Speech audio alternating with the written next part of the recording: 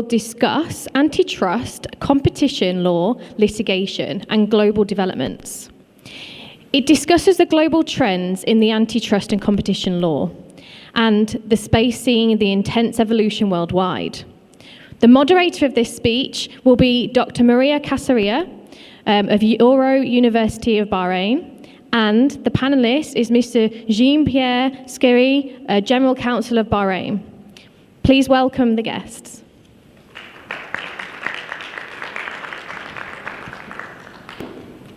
This one's better. All right, thank you.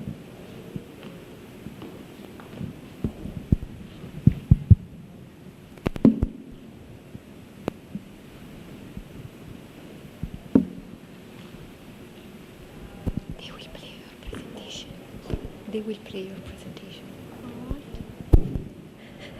So, once again, good afternoon, everybody, and welcome to this panel discussion. It is my pleasure to introduce Dr. Jean-Pierre Scerri, who will be presenting on a topic that is somehow connected to the case I discussed with you earlier. So Dr. Jean-Pierre is General Counsel at the TRA Bahrain. Please, a round of applause to welcome him.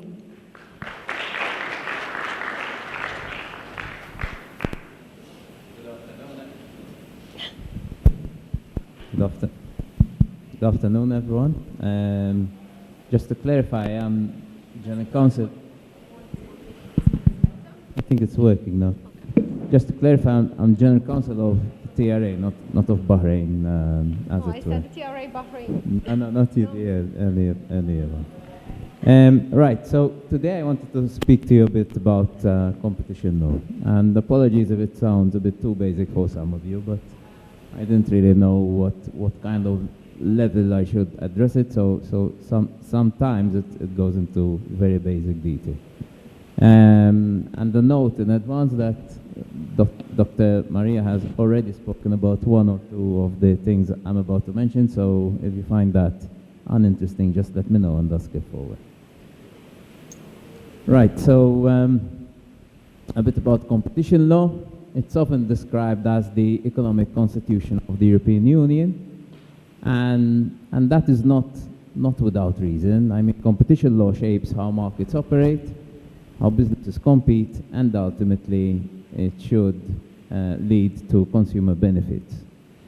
So in today's brief discussion, I want to speak about the evolving landscape of competition law and the litigation in Europe, and in particular focus on telecommunications sector, because telecommunications sector is the sector I work in. Of course, telecommunications today is a very important industry because it impacts connectivity, competition, consumer welfare, and indeed our daily lives. Needless to say, telecoms are is a vital infrastructure, and they constitute the battleground for legal, economic, and regulatory disputes, because companies seek to consolidate and digital markets continue to expand and new technologies continue to come about, such as 5G, and we're also hearing of 6G. Economic theory has it that where competition is stronger, productivity and wage increase. And that is also consumer welfare. Effective competition protects consumers from higher prices, better quality of goods, and better services. It facilitates the playing field so that the large or small, can compete effectively against each other. With innovation and productivity as part of economic growth, enabling a competitive environment should support our growth.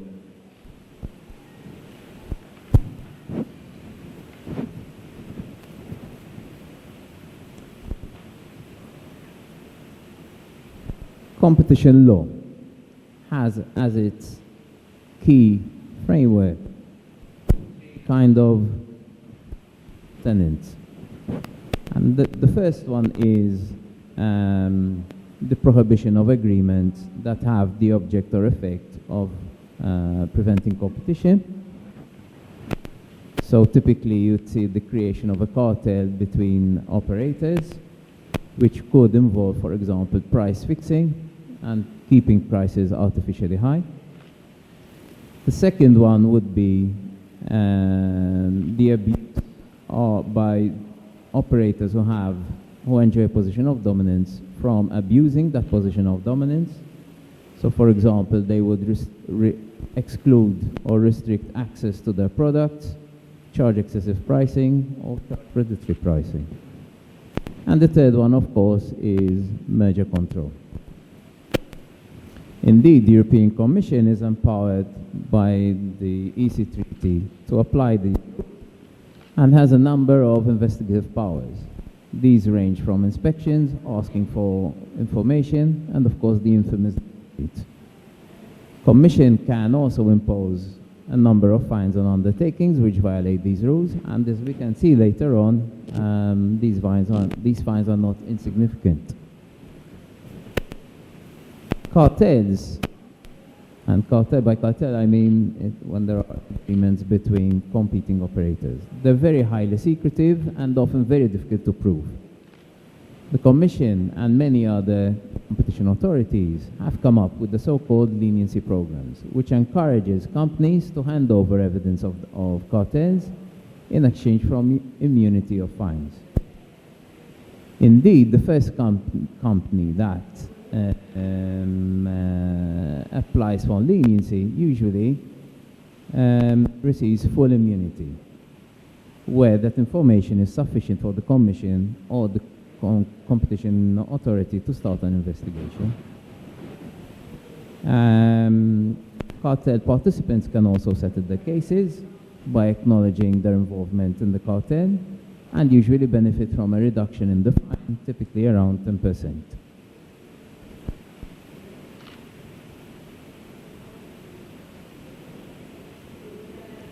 So why do we bother about competition law?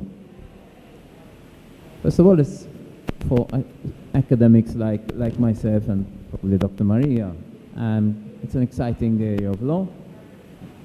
It involves not only law but also economics. And in essence, it serves to protect competition in a free market economy. When competition works, firms compete for customers. They are encouraged to produce the best quality products and services at the minimum price, which means it's good for you and I because it's good for consumers. A core objective of competition law is therefore to prohibit firms from engaging in conduct which distorts this competitive process and harms competition. For example, it would prevent firms from indulging in anti-competitive agreements and preventing firms who enjoy a powerful position in a market from abusing that market power or the dominant position, from lessening competition by merging with competing firms. For example, the benefits of competition where competing firms agree, instead of competing, to fix their prices or to divide the market. Under such conditions, firms become lazy, inefficient, and directors may spend too much time on the golf course rather than devising strategies on how to compete against each other.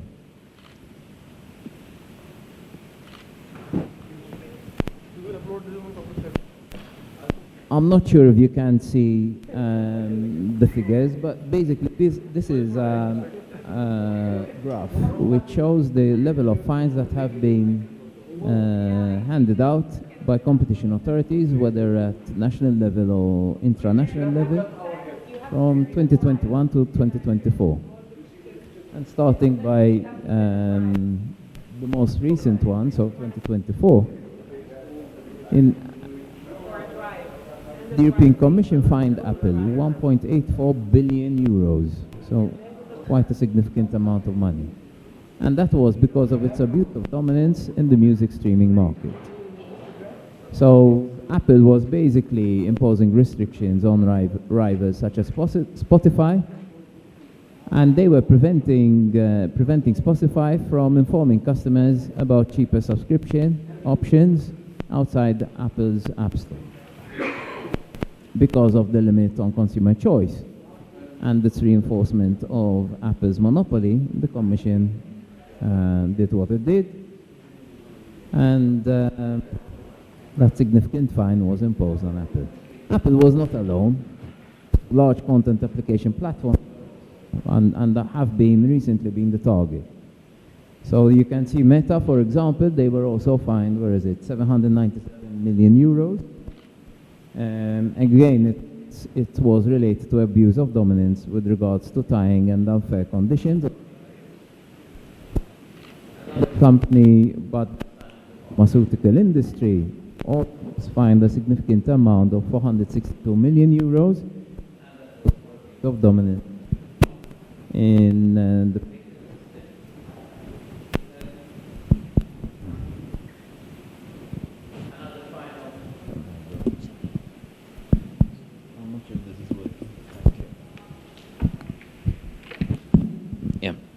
Right, another fine of 337 million was imposed on a company called Mondelez, and that was because of its restriction on cross-border sales of its chocolate products. The court decided that Mondelez had exploited market price disparities up to 40% between EU nations.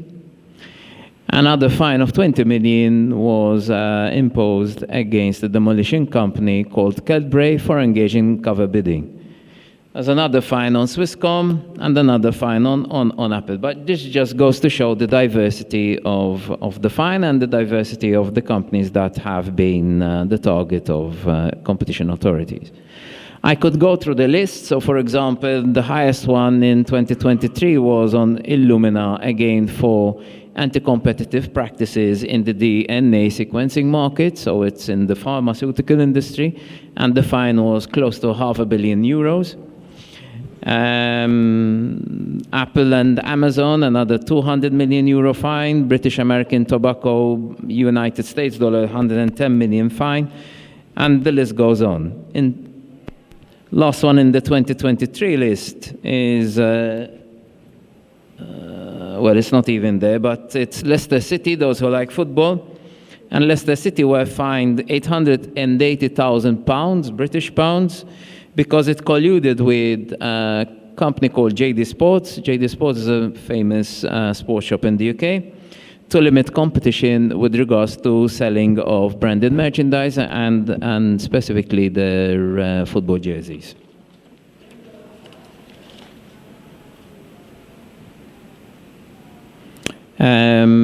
Those who love or hate pharmaceutical industries after COVID, you'd be pleased to know that in 2022, Pfizer were fined £70 million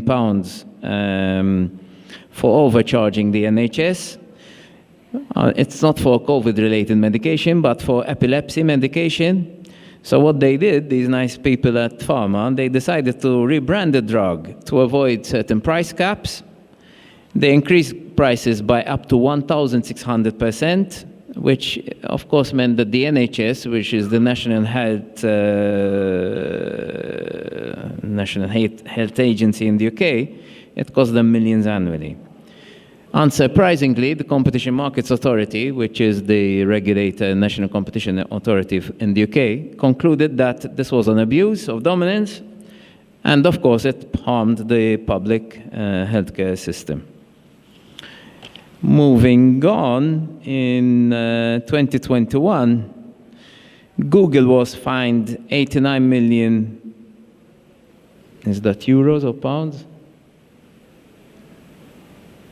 Yeah, it's 89 million pounds. And JP Morgan, which is a bank, it 60 million pounds with on the basis of settlement, etc., etc. The list goes on. A brief word on how the European Commission goes about setting fines. There's no really set fine, but other than there is this formula. It looks at the company's annual sales.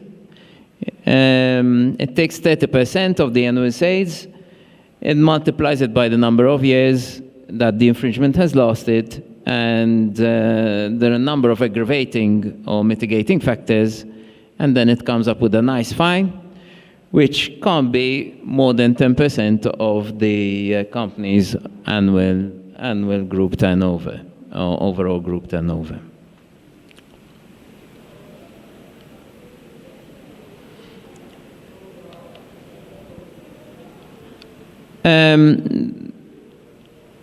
I'd like to speak a bit about why merger control is important in the telecom sector. So, of course, at least I believe that telecoms is the backbone of the digital economy because it delivers critical services such as mobile data, broadband, and emergency communications. And telecoms underpins the way we work, study, and connect. If mergers between telcos are not carefully controlled, the risk is that competition weakens, prices rise, and innovation slows down. The European Commission has issued merger control guidelines, and specifically in 2021, and specifically in relation to telecoms, it has been closely scrutinized because consumers must be protected from the risk of monopolistic market structures.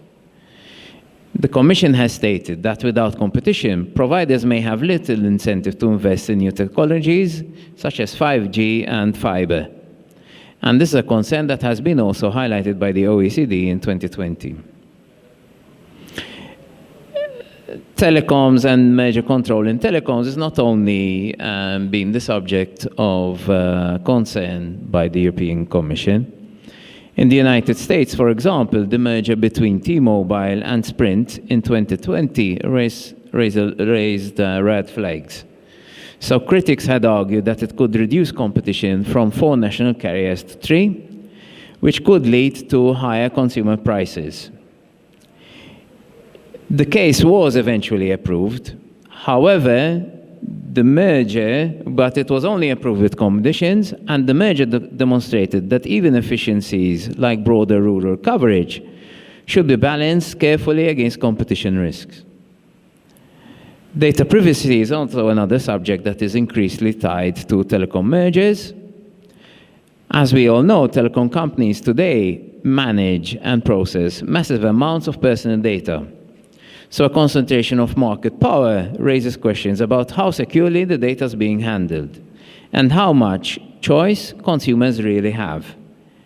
Again, this is a point that has been emphasized in 2021 by the European Data Protection Supervisor.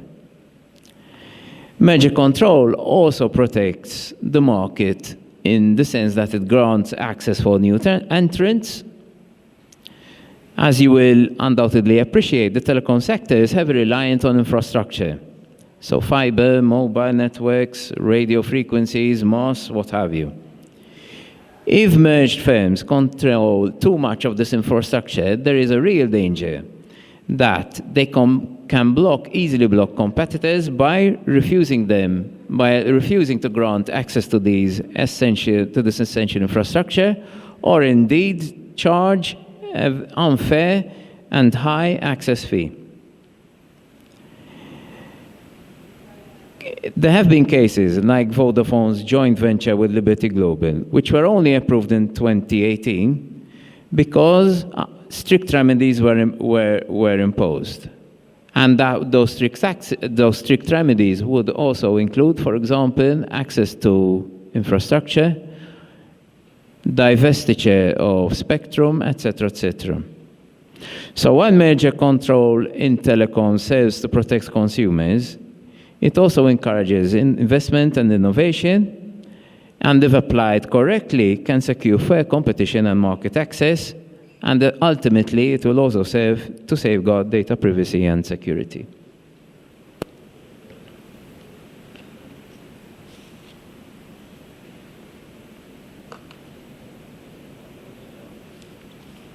Again, in telecoms, usually companies obviously merge because the merger would offer the promise of higher profits, bigger dividends to shareholders. On the flip side, however, consumers must ensure that they have better quality of service, improvement to that QoS, better prices, better choice, better services.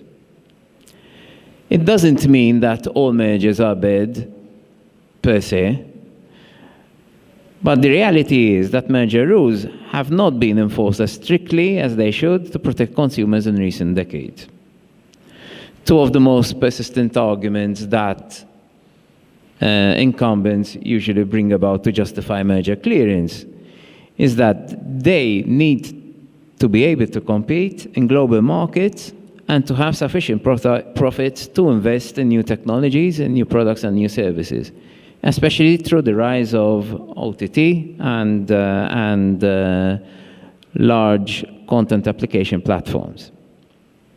So, for example, the GSMA, which is the lobby group for mobile operators, has called for in-market consolidation to ensure that European telecom operators can operate competitively and globally, arguing that investment in digital infrastructure would be fostered by tackling low returns for service providers. Yet, there are no guarantees that this will increase infrastructure investment, and critics say that this will only serve to increase dividends to shareholders. On a similar note, but of course not related to telecoms, in the airline industry, Lufthansa had claimed that its takeover of the Italian airline ITA should go ahead because it needs to be globally competitive. And for it to be globally competitive, European airline groups need to grow to stay level with other global operators. This view was also echoed by Luis Gallego, who is the chief executive of the IAG. IAG is the International Airlines Group, saying that it is currently trying to buy Spanish airline Aero Europa and telling investors, and I quote, "I think the European market needs consolidation. We need to compete in a global world with a big group of airlines, and we need to have the scale." Of course, the problem with this argument is that it conveniently ignores the findings of several studies that shows that allowing mergers leads to even more concentrated markets. And this is true for also the telecom sector, which has typically experienced an increase in markups after the merger has taken place. The Commission's power extends to blocking mergers and takeovers that harm effective competition. And these powers have been endorsed on a number of occasions by the European Court of Justice. So, for example, the Court supported the Commission's 2016 decision to block the acquisition of O2 by Hutchison UK. Its findings said that this would have meant less consumer choice, higher prices, and less innovation in the mobile services, through the hampering of the development of mobile network infrastructure. Similarly, the Commission's September 2023 decision to block Booking.com's takeover of Etrivali was also interesting, because the Commission concluded that the acquisition would have allowed Booking to strengthen its dominance in the online hotel booking by allowing the company to extend its services to include flights, car rental, and tickets for tourist attractions. This followed consistent calls from the European Consumer Bureau, the EBEUC, to the Commission to take more account of potential harm to competition when expansion into adjacent markets will strengthen market dominance in the acquiring company's core market. It is vital, therefore, that merger control is applied to maintain effective competition, because otherwise consumers would risk seeing higher prices, less choice, and less innovation. When looking at deals, national competition authorities would in the first instance look at whether at the substance of a deal. And the focus would be on the substantive assessment of any deal and whether it is more likely or not that that deal would lead to a substantial lessening of competition in the market. Secondly, the likely reduction in the competition needs to be substantial. So it can't be just small and trivial, but it has to be real and impactful. The third test is focused on competition, as opposed to competitors. So that means that a legal test is designed not to result in picking individual winners, but making sure that the market stays open to competition wherever it comes from.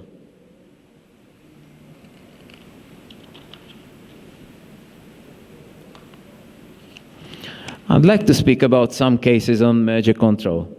As I already mentioned, O2 and Hutchinson 3G, that was perhaps one of the most important cases in European telecom merger control.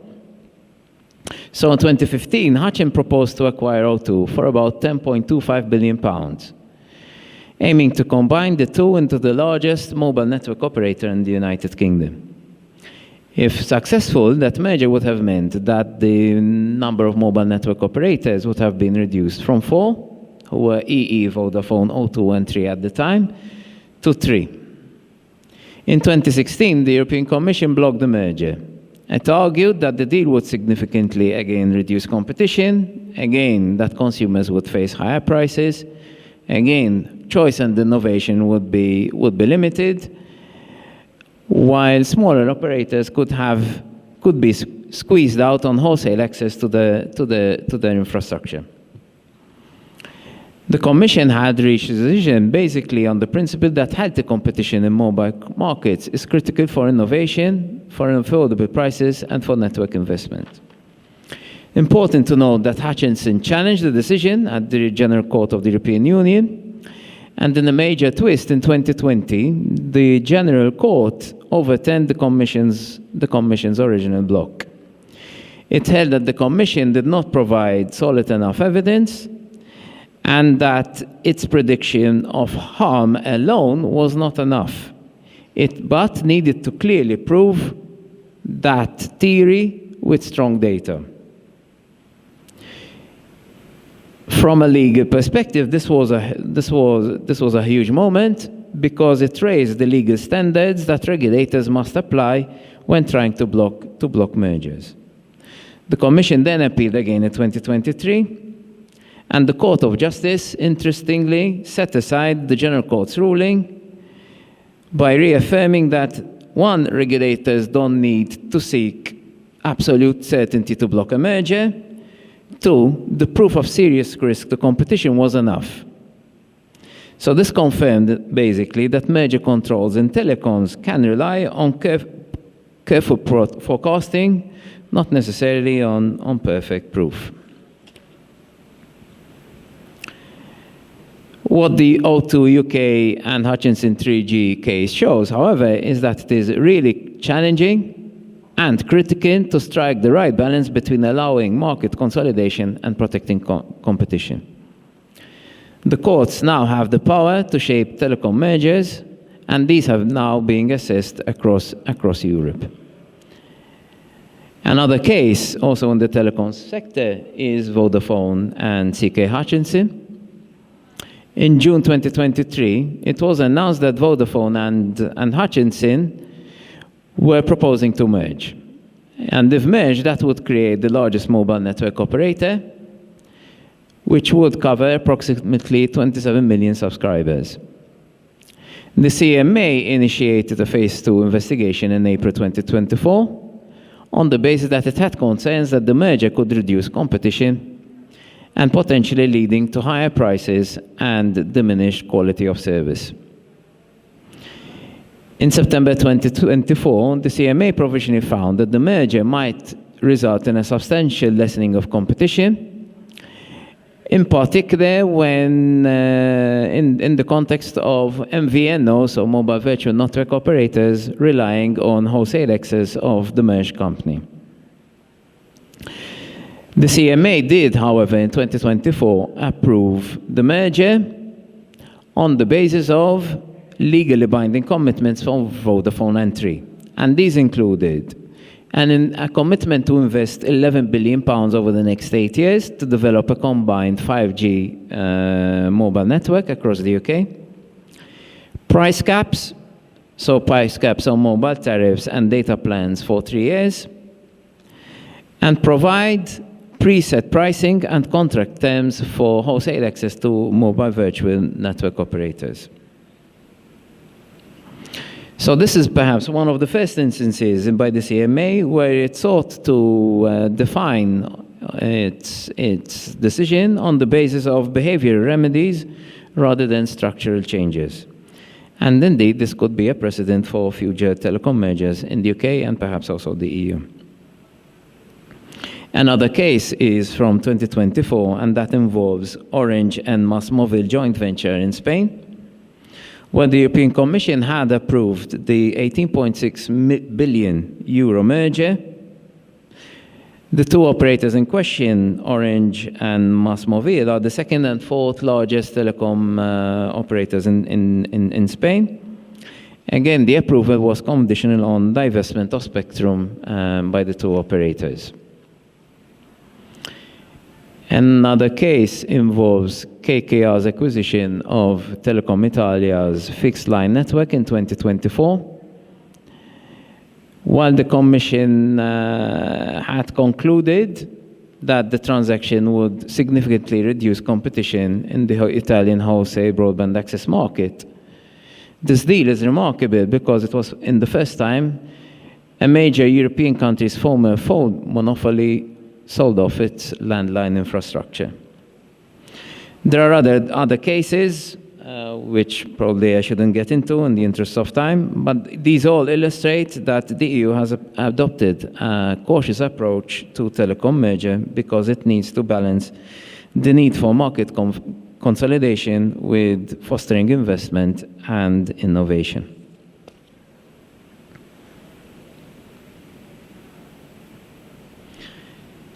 Moving on to now some cases on abuse of dominance and concerted practices. So the first one on the list is a CMA decision, where the CMA in the UK, it fined 4 of the largest sports broadcasting companies £4.24 million for anti-competitive information exchanges. So basically, these 4 operators sought to coordinate how much to pay. They would pay freelancers who support the production and broadcasting of sports content, such as camera operators and sound technicians.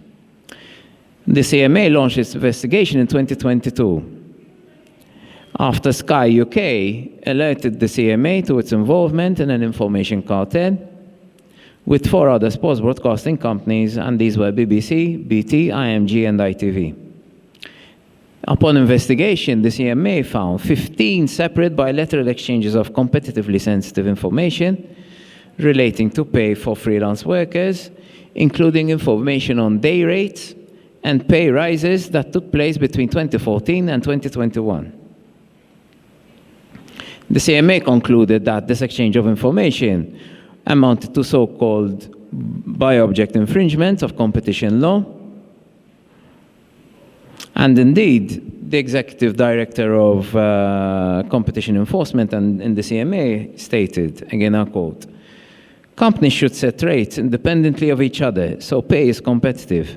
Not doing so could leave workers out of pocket. Employers must ensure those who hire staff know the rules and stick to them to prevent this happening in the future." The CMA has a leniency program just like the EU, which allows cartel participants to receive full immunity from or reduction of fines. Sky, because they were the first people to speak up, benefited from full immunity. The other operators saw their fines slashed by 30% in average. And BBC, BT, IMG, and ITV also entered into a settlement with the CMA.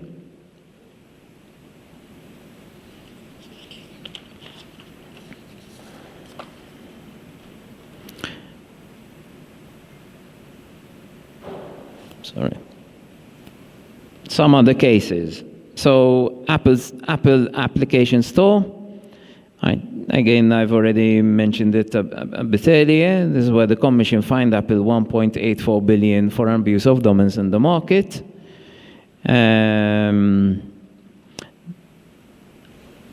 Apple app tracking transparency case is a French case, and the French National Competition Authority fined Apple 150 million euros for abuse of dominance in the market for app distribution on iOS devices between April 2021 and July 2023.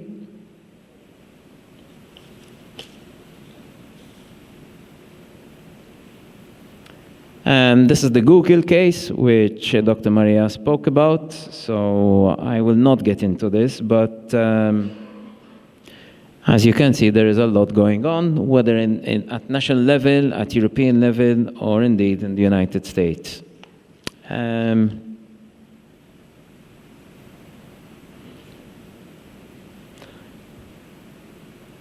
When discussing competition law in the telecom sector, I can't not speak about two bits of legislation which I think became effective last year, and these are the Digital Markets Act and Digital Services Act. So the DMA is there to regulate the conduct of large content application platforms, the so-called gatekeepers.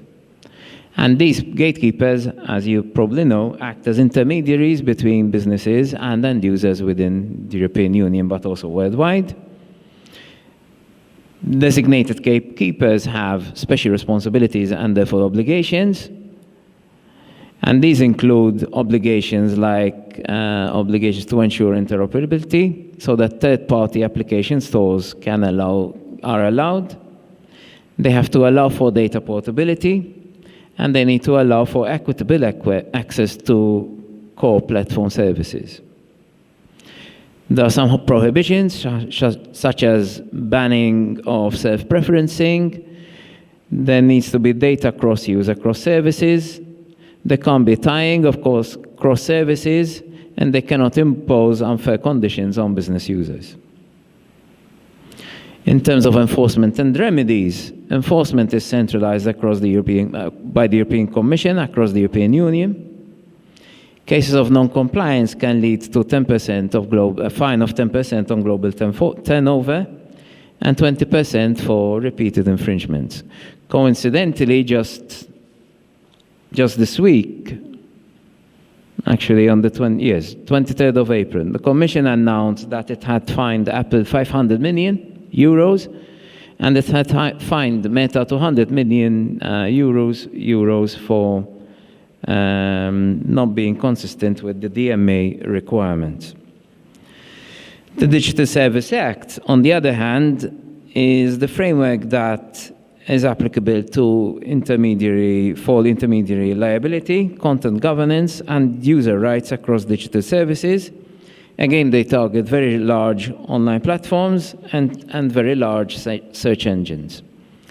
They have a list of legal obligations, including due diligence, transparency, procedural rights, and the legal content. They have shared oversight as opposed to the DMA. So there is an internal complaint handling mechanism which addresses user rights, and there is the possibility of out-of-court dispute resolution. Penalties can go up to 6% of global turnover, and there is the need to have compliance officers, independent audits, and access to platform data for research and regulation. So the DMA introduces ex-ante regulatory obligations, which are not too dissimilar from ex-ante regulation that is introduced, that shapes the telecoms market. These ex-ante obligations are applied on a predefined class of dominant platforms. On the other hand, the DSA brings horizontal liability and content governance reform with heavy emphasis on transparency, risk mitigation, and fundamental rights. Both acts reflect the EU shift from reactive antitrust enforcement to proactive digital market shaping, because there is significant crossover implications for competition, data protection, consumer protection, and platform liability law.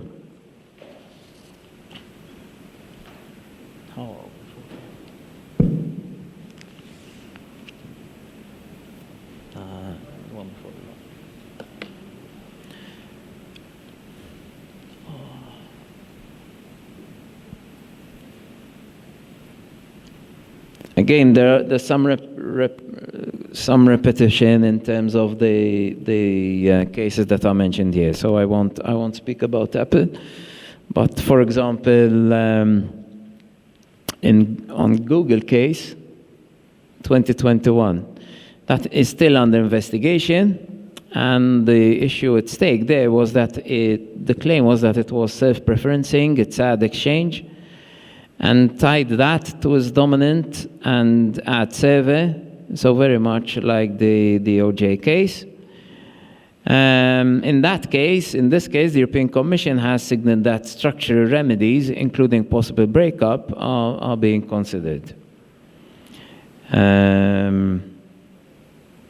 So in 2021, the European Commission had launched a formal investigation into Google's advertising technology business. The allegation was that Google was abusing its dominant position because it was engaging in self-preferencing. And the preliminary findings were released in June 2023 and concluded that Google did violate Article 102 of the European Treaty. It favored its own services by ensuring that DFP directed ad inventory to ADX, thereby restricting competition in the market for online display advertising.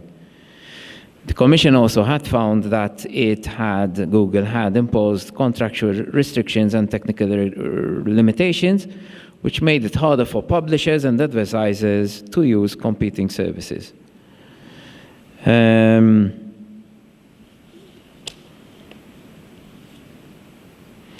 And this case is important because it underscores the European Commission's strategy to regulate digital gatekeepers through both antitrust enforcement and regulatory tools like the DMA, which we have just talked about.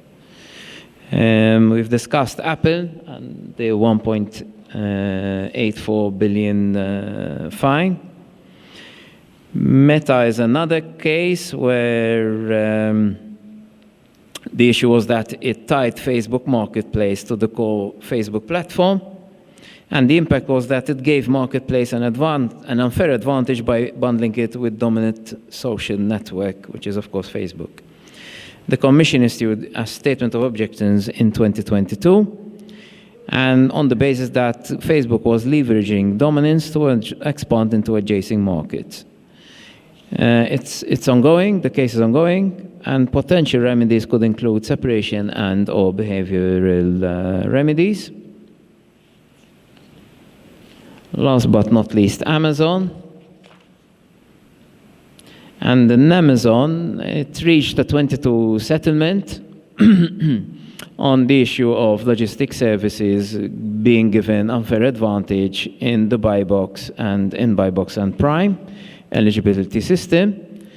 The concern was that third-party sellers were disadvantaged and consumers were steered towards Amazon's own offers.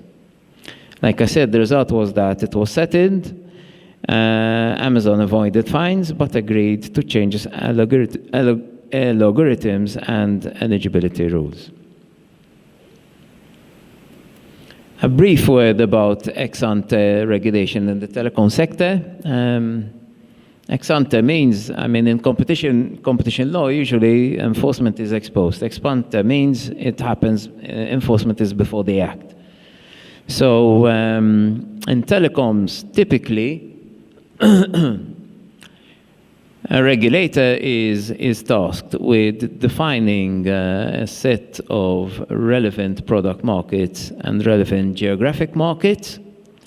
It does so by following this kind of process that's outlined in the slide before you. It's once it determines that an operator enjoys a position of significant market power, and that depends which jurisdiction you're in. So in Bahrain, the definition of SMP is 25%. In Europe, it's the concept of dominance, and it's around 40%. Market share on its own does not define dominance, but it creates a presumption of dominance, but it's a rebuttable presumption. Perhaps that's a bit of a detail, but anyway, once a market has been once an operator within a market is determined to enjoy a position of dominance, then remedies are imposed. Those remedies could vary from price control, transparency obligation, non-discrimination obligation, etc., etc. And yeah, that brings me to the end of the discussion.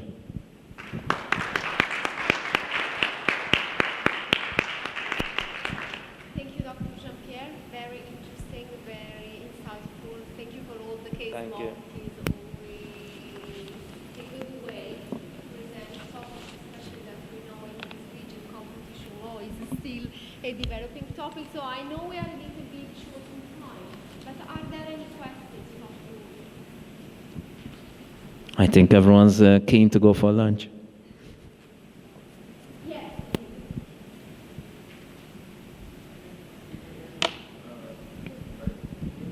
Faintly, or barely, but we'll try.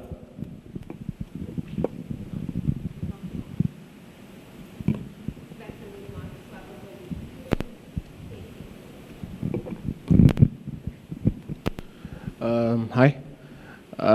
Thank you, Dr. Jean-Pierre, for the very insightful discussion. I just have a question. I've been practicing competition for like 3 or 3.5 years.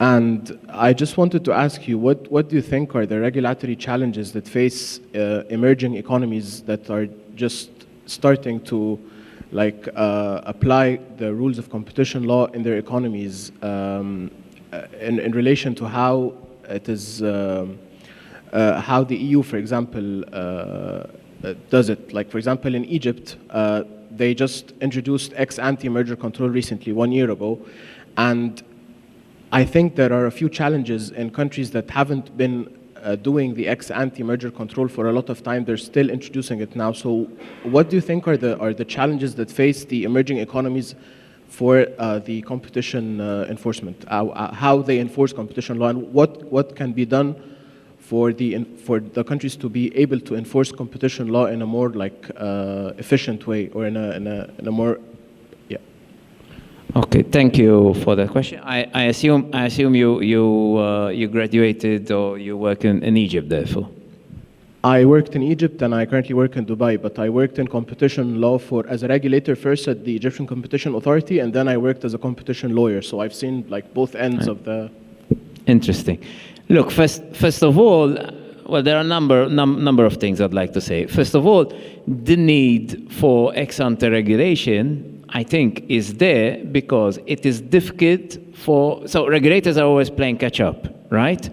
And from experience, if you are looking at an abusive conduct, typically an investigation lasts long, and the harm could have already been done. Yes, you can impose fines, but if the receiving end of that anti-competitive conduct could have exited the market because it basically had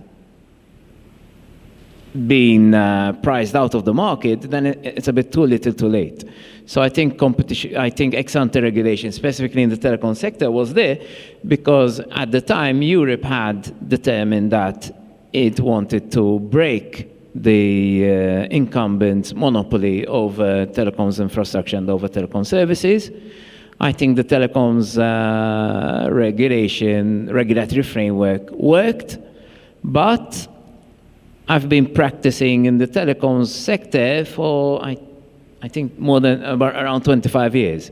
In my time, the European Commission had a list of 18 relevant markets. From 18, it went down to 6. From 6, it's now down to 2. And the discussion in Europe at this moment in time is whether or not ex-ante regulation is still pertinent. So it's interesting because you're saying that in Egypt or wherever there are countries moving to ex-ante regulation. Perhaps the people who invented ex-ante regulation are moving away from it. And I think the danger is, on the flip side, is that regulators might be overzealous in enforcing the rules, overzealous and if they're zealous, then they could indeed stifle competition, stifle innovation. But on the other hand, they need to be agile and intuitive and perhaps intelligent enough to ensure that genuine cases where new challenges should be protected. And I think the answer for me would be to have some sort of streamlined process where ex-ante regulation could be lifted, where there is clearly no longer scope for ex-ante because the market has become competitive, at least in the telecom sector. We need to move away from thinking about the traditional way that telecom services are provided. So there are, there's the WhatsApp of this world, Meta of this world. These are all challenges to the existing mobile network operators, telephone companies that we used to have. And I think the market should be defined as much broader than it is today. If that is the case, then perhaps these people should no longer enjoy a position of significant market power. And in that case, remedies should be lifted. However, on the flip side, the regulatory framework and process for dealing with ex-post competition should be amended so that a decision is taken in the shortest time possible, without therefore harming a legitimate case of a new challenger to the market. Thank you. Any other question? All right then. So this brings to a close this session. Back to the organizers. Thank you.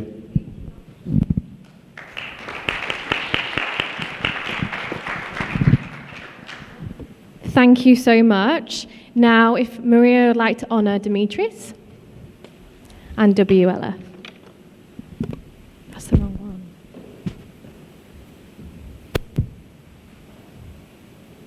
This is Jean.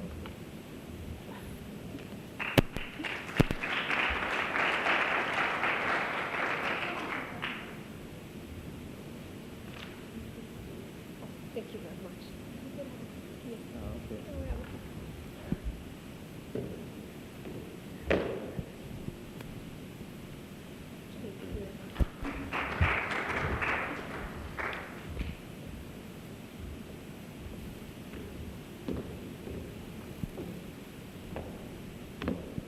Thank you so much. Now if we have our lunch next door and we'll resume at 2 p.m. Okay? Thank you.